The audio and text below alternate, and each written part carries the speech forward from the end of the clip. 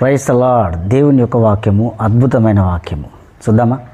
సామెతల గ్రంథము 13వ అధ్యాయం 20వ వచనం చూస్తే, జ్ఞానుల సహవాసం చేసిన వాడు జ్ఞానం గలవాడగున. ఈ రోజుల్లో జ్ఞానము అని చూసుకుంటే అన్యాయంతో కూడిన జ్ఞానము, రాజకీయంతో కూడిన జ్ఞానము, చూసుకుంటూ పోతే మోసపూరితమైన జ్ఞానము, కృంగదీసే జ్ఞానము, చంపాలని చూసే జ్ఞానము, వీడు నిలబడద్దని చూసే జ్ఞానము, ఇలాంటి జ్ఞానం కలిగి సహవాసాలు నడుస్తూ ఉన్నాయి. అయితే జ్ఞానులతో మనం ఉండాలి అంటే ఇలాంటి జ్ఞానులతో కాదు.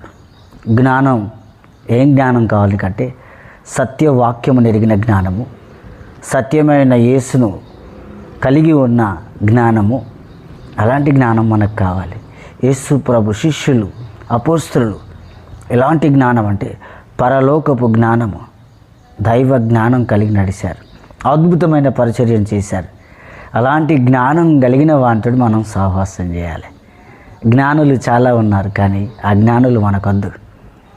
దైవ జ్ఞానం ఎక్కడుందో అక్కడ ఉండండి, ఆ సహవాసం కోరుకోండి. Praise the lord.